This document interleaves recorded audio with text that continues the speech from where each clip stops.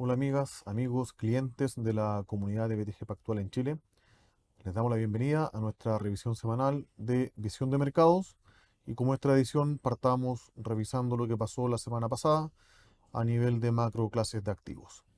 Una semana que estuvo condicionada por rendimientos negativos en prácticamente todas las clases de activos.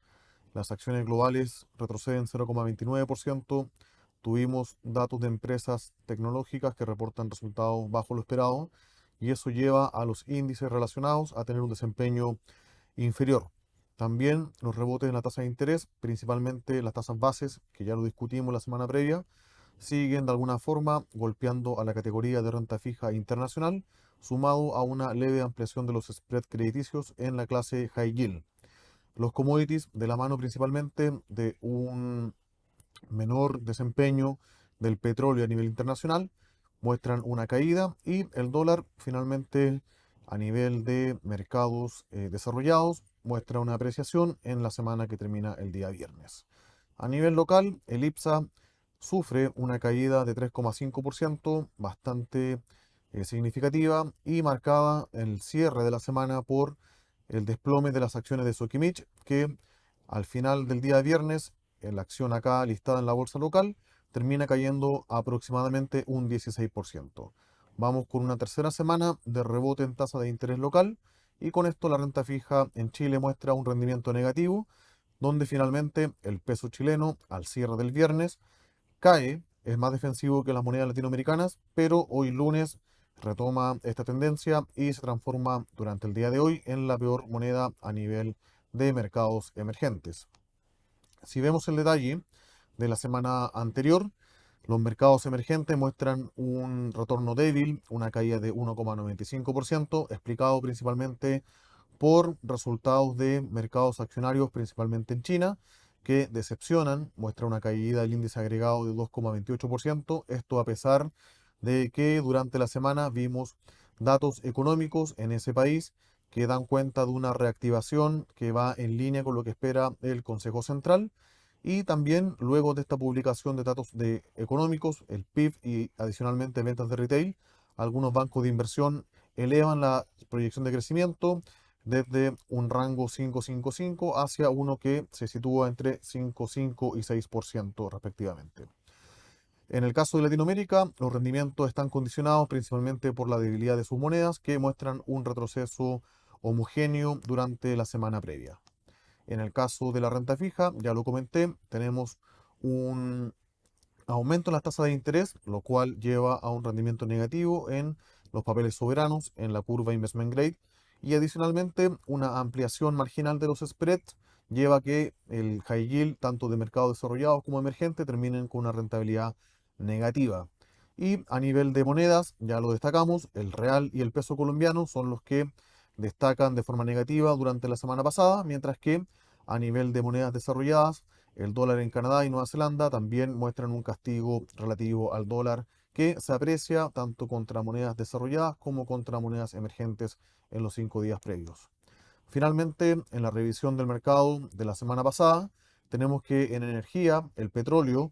de alguna forma pierde el rebote que había logrado tras la publicación del recorte de producción por parte de la OPEC. Termina cayendo 5,63, pierde este nivel psicológico de $80 el barril en el caso del WTI, el Brent transando entre 3 a $4 sobre este nivel y veremos en las próximas semanas si es que los fundamentos de una economía global más desacelerada siguen empujando hacia la baja la cotización del petróleo versus esta disciplina que estamos viendo por parte de la OPEC de recorte de suministro y producción, finalmente cuál termina pesando más. El hierro también una caída significativa durante la semana, esto a pesar de los buenos datos de la economía en China que ya los mencionamos y datos en tiempo real, esto es tráfico de pasajeros en la red de metro, en las 50 principales ciudades, tráfico de autopistas, vuelos domésticos que muestran una recuperación significativa de la actividad en esa región. Pasando a la noticia destacada de la semana, como ya habíamos comentado el día viernes, el IPSA cae con fuerza. Sokimich es una de las empresas, si no la que más pesa dentro del índice. y termina cayendo 16%, ya venía cayendo los días previos. Este gráfico nos muestra en la línea azul la evolución del precio, en este caso el ADR, o la acción listada en Estados Unidos, en el caso de Sokimich y Albemarle, que son empresas que tienen un componente relevante de explotación y venta de litio dentro de sus negocios. Y vemos que, bueno, el rendimiento, al menos desde fin de enero, ha sido bastante negativo en el caso de la acción de Sokimich.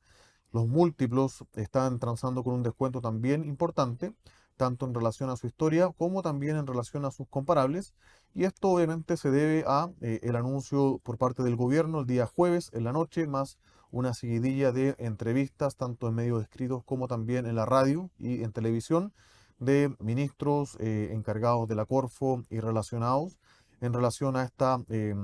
Estrategia Nacional del Litio, que vamos a mostrar algunos detalles a continuación. Este gráfico nos muestra la rentabilidad sobre patrimonio en el eje izquierdo en porcentaje, o sea, ese 100 se lee como 100%,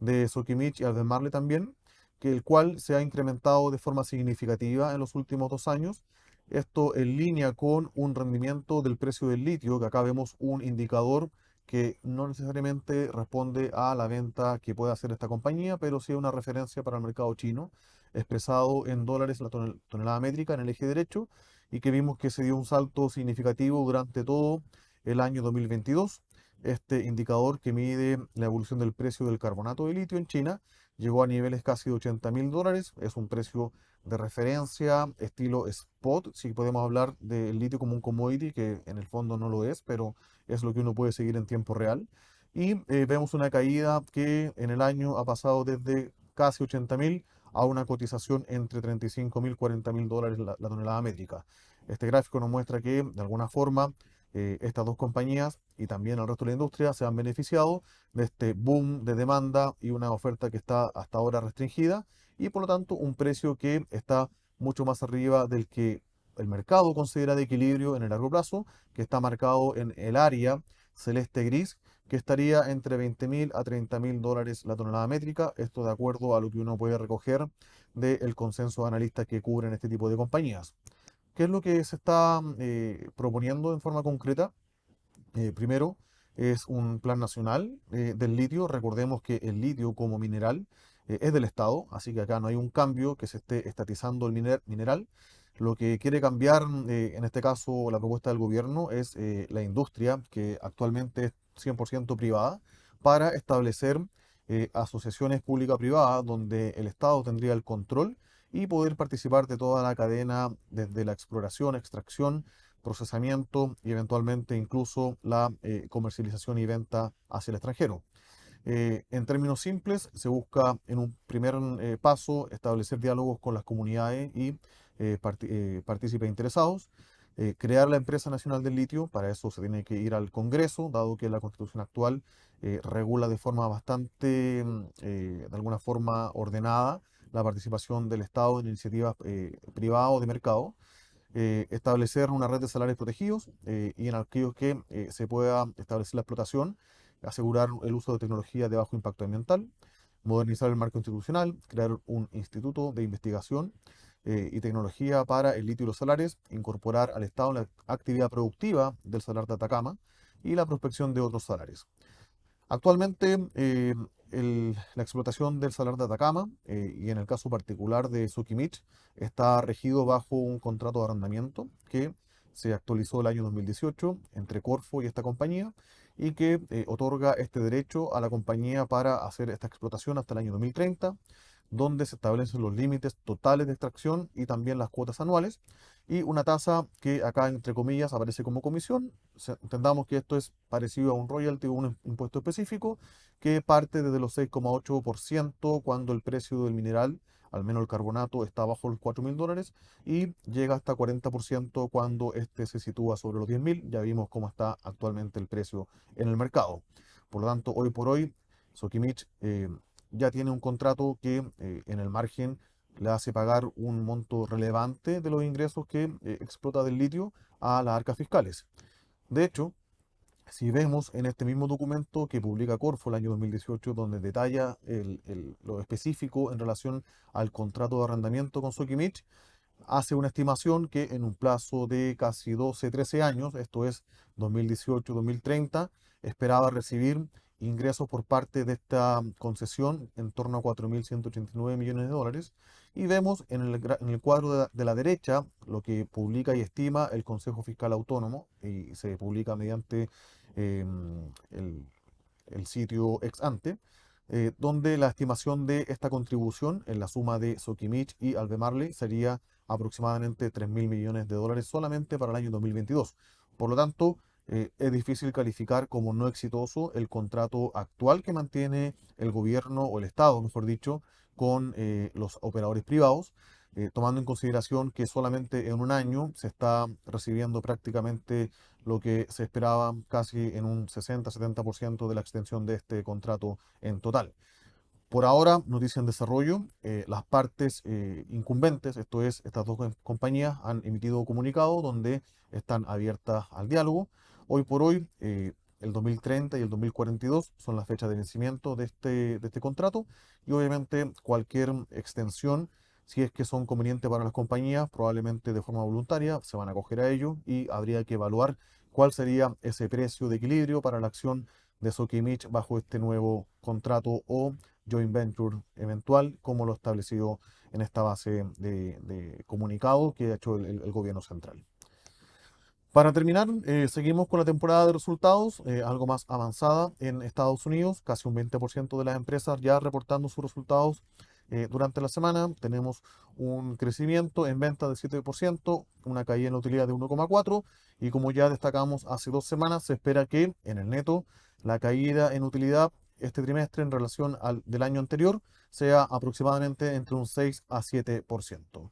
Ya llevamos 2 semanas de un fuerte componente de empresas financieras reportando. Esta semana tendremos algo más cargado al sector tecnológico, y obviamente seguimos atentos dado que los múltiplos de las bolsas y en particular en Estados Unidos y en el tecnológico siguen estando elevados.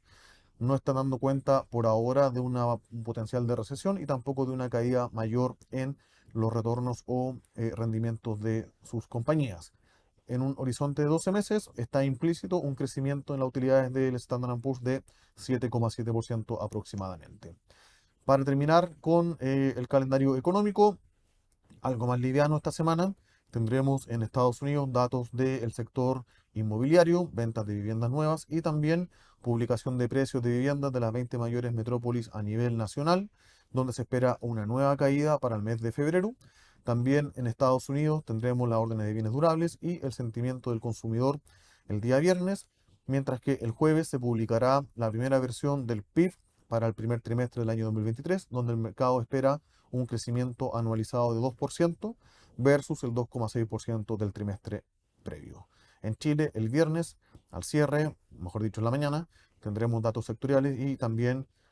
tasa de desempleo, donde todavía no aparece el consenso de mercado, lo que está esperando, pero sabemos que sigue con un estado bastante débil ese indicador de mercado laboral. Eso es todo para esta semana. Como siempre, los dejamos invitados para conectarse a nuestros webinars, leer nuestros informes y obviamente revisar nuestra versión semanal de revisión de mercados el próximo lunes. Muchas gracias.